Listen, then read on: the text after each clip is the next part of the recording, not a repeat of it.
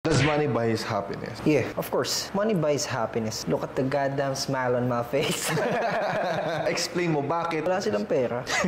Yun lang yun. Kaya sinasabi nila na hindi nabibili ng pera ang kasiyahan. Wala silang pera. They don't have any. Ito na lang, tingnan nyo na lang. Pag bumunta tayo lahat sa langit, tingin ko ang totoong flex, ang real flex, ano ang nagawa mo sa lupa. Baka magkakasama tayo dun.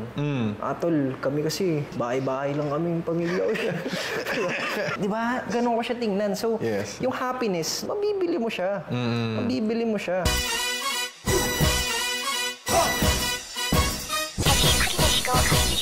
Alam nyo, ilang araw na ito nire-request sa akin eh. Kagabi ko lang din siya napanood, itong si Kangkong Chips, no? Medyo madi-disappoint kayo sa aking komentaryo dahil medyo iba yung komentaryo ko. Pero kung tatanungin nyo ko, oo, medyo nakakairita nga siya, medyo nakakabuisit nga siya. Pero pakinggan nyo na lang yung comment ko mamaya. Just go anyways. Like, subscribe, at notification bell kayo. Meron tayong 1,000 Gcash giveaway. And Kangkong Chips business giveaway. Joke lang yun. 1,000 lang, 1,000 lang. Sagutin nyo lang yung question of the day natin. Tapos yung mechanics natin nasa baba. Umpisahan na natin yung ating reaction ngayong araw. Ito. Pwede ba ipasok sa pek? Ano daw? Ano daw? Ano daw? Pwede ba ipasok sa pek? Pwede ipasok sa kipay. Pero alam nyo, ito yung ano ko, wishlist ko. Ang tagal ko lang, dahil ako talaga malinis talaga ako ng tenga araw-araw talaga. Alam kong mali yun, hindi dapat. Pero lagi ako naglilinis ng tenga. Nagaluhan nyo ako nito, yung pinakamahal. Huwag na ipapasok sa kipay or sa ano yung colonoscopy. Ay, naku! Ay, naku! O, eto, ano to? Happy birthday, Ate Nikki! Nagamit! At least, di ba, nakatulong ka na sa nature kasi hindi ka na bumili ng panibagong plastic na pang-display ng ganyan, pa-happy birthday. Very good, very good. Next one. Top 5 hygiene kit meron ka. Ay, ang bastos naman nun. Dami nagaganto. Wala ako nito Spotify, yearly keme. Kasi YouTube Music yung gamit ka. O, ito. Ang dami nagsasend sa akin ito. He did not just bounce her head on the table. Parang fan sign, gana, meet and greet.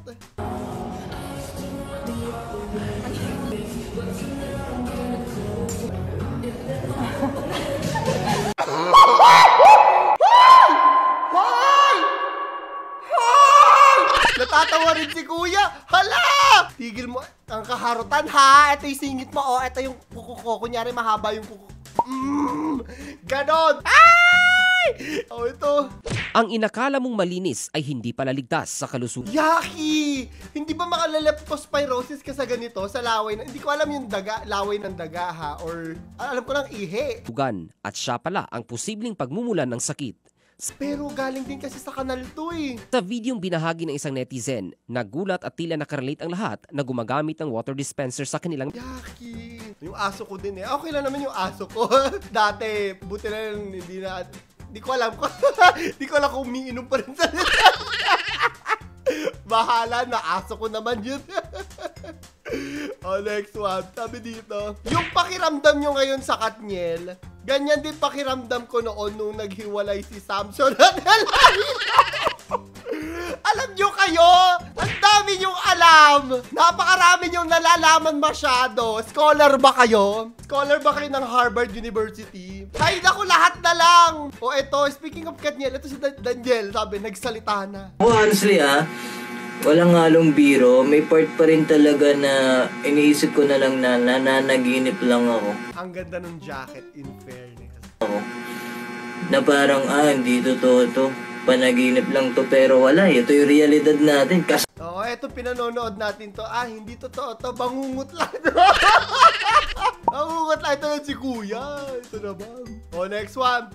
Pililit ka na'y wala diri mo nanay katotian. Naglulolo ko tayo. May pangalan pa sa gilid. MJ ba yan? Hindi ko nakita, sorry. May pangalan pa sa gilid, tapos sasabihin. Alam nyo kayo, pinaglulolo ko yung sarili. Marami ganyan. Kunyari may nakikita para makarami ng views. Ayun ko sa inyo. My mom said she rejected lots of girls when she was young. Hi!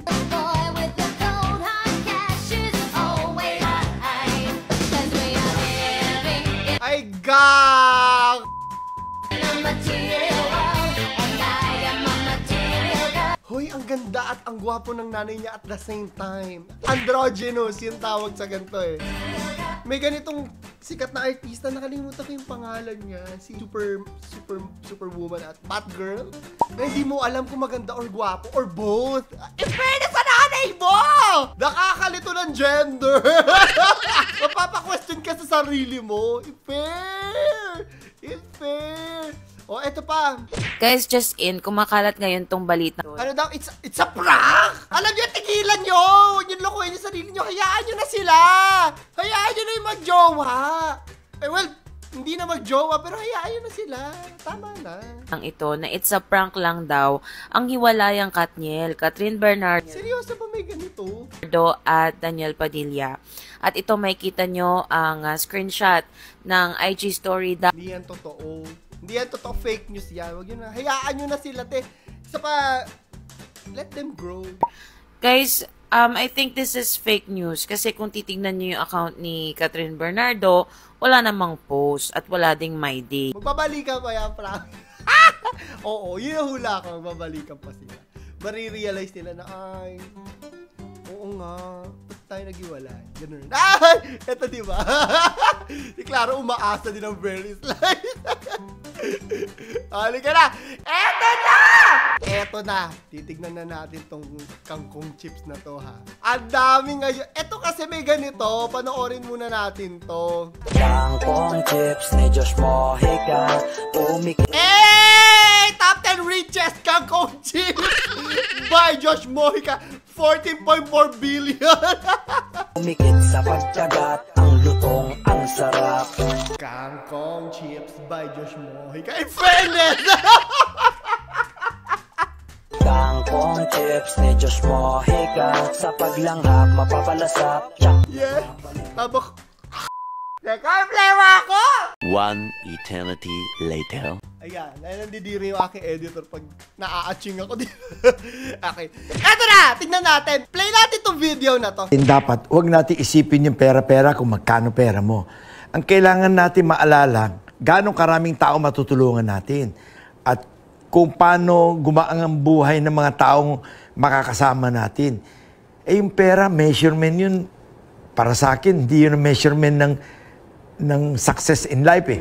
Ang success in life, measurement is, oh, ang saya mo kasi, ako, natulungan ko yung mga kaibigan niya, nagkatrabaho na mabuti. Pa-explain mo bakit yung ibang tao sinasabi na money doesn't buy happiness. Wala silang pera.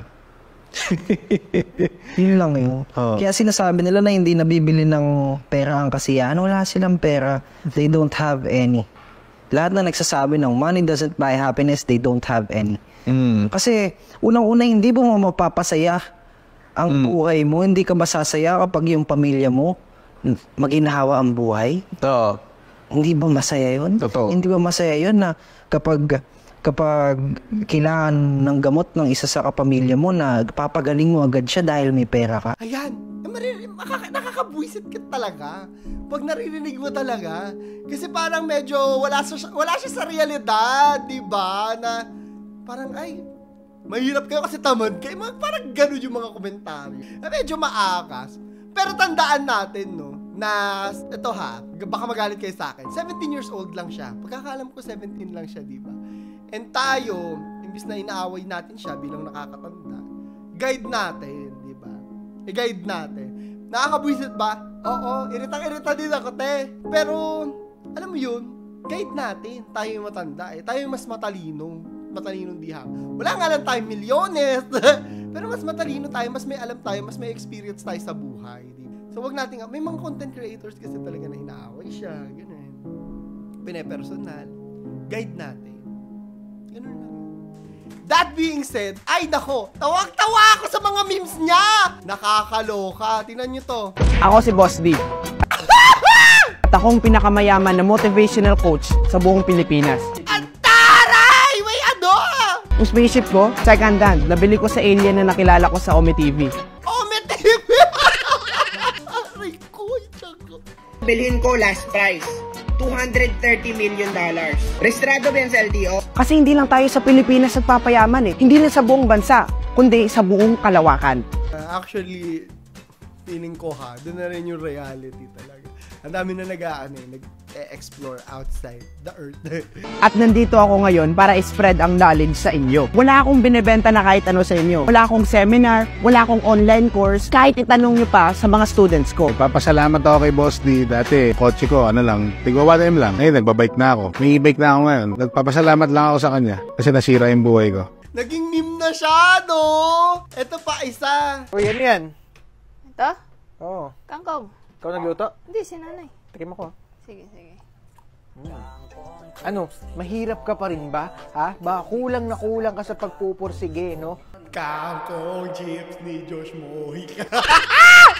Kulang na kulang ka sa pagtsatsaga. Ganyan-ganyan kasi siya magsalita, eh! Diploma, ayoko ng diploma. Kailangan ko ng diskarte. Wala kang resources?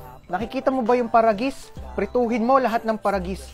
May malunggay, meron talbos ng kamote, gawin mong chips. Kung ikaw mahirap ka pa rin, magtinda ka ng chips. Yung mga ganitong motivational speakers, diba? Out of touch sa realidad.